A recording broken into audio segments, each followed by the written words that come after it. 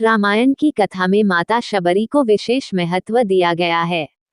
माता शबरी भगवान राम की परम भक्त थीं। इसके बाद भी उन्होंने भगवान श्री राम स्वयं चखकर मीठे बेर क्यों खिलाए थे? वह कौन सा स्थान है जहां शबरी ने भगवान राम को जूठे बेर खिलाए थे? पूरी जानकारी के लिए पढ़ें ये लेख।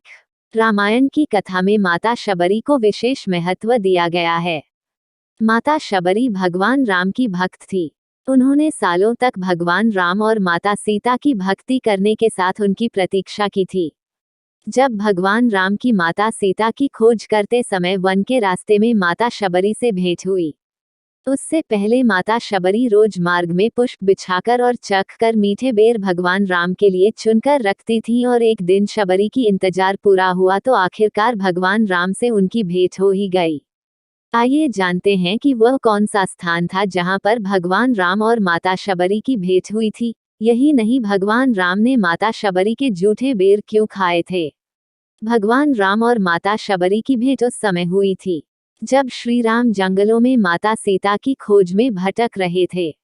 रामायण में भगवान राम का माता शबरी से भेंट के स्थान का विवरण है। वह शबरी धाम के नाम से जाना जाता है। शबरी धाम दक्षिण पश्चिम गुजरात के डांग जिले के आहवा से 33 किलोमीटर और सापुतारा से लगभग 60 किलोमीटर की दूरी पर सुबीर गांव के पास स्थित है।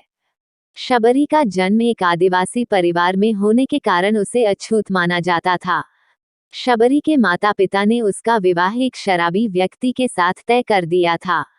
शबरी उसके साथ अपने जीवन को नष्ट नहीं करना चाहती थी, इसलिए वह विवाह से पूर्व अपने घर से भाग गई और वह जंगल में ऋषियों के लिए लकड़ी और खाने के लिए फल तोड़कर लाती थी। सभी ऋषि शबरी से अत्यंत प्रसन्न थे, लेकिन एक दिन जब उन्हें ये पता चला कि शबरी अछूत है, तब सभी ऋषियों ने उसका त्याग कर दिया था। अतः में जब ऋषि मतंग ने उन्हें अपनाया और उन्हें शिक्षा दी।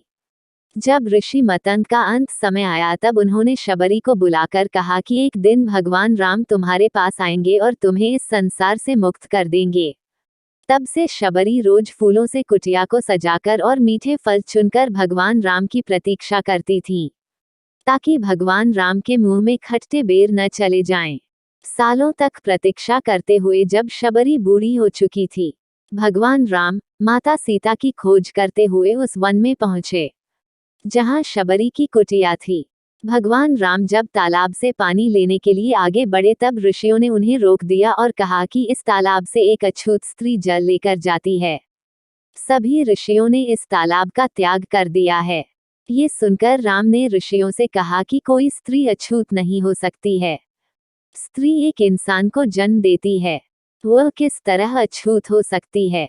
ये सब कहकर भगवान राम ने शबरी की कुटिया का पता पूछा और शबरी के पास पहुंच गए। भगवान राम जैसे ही कुटिया तक पहुंचे, शबरी ने उन्हें पहचान लिया और उनके चरणों में आकर गिर गई। शबरी भगवान राम और लक्ष्मण को अपनी कुटिया में ले गई और उनकी आवभगत करने लगी। तब शबरी ने भगवान राम को जूठे बेर परोसे और रामजी बेर खाने लगे। तभी लक्ष्मण बोले कि यह जूठे बेर है, आप कैसे खा सकते हैं? इस पर श्री राम ने कहा कि यह झूठे नहीं मीठे बेर हैं। इनमें माता शबरी के प्रेम और स्नेह की मिठास है। अंत में शबरी ने भगवान राम का आशीर्वाद ग्रहण कर अपना शरीर त्याग दिया।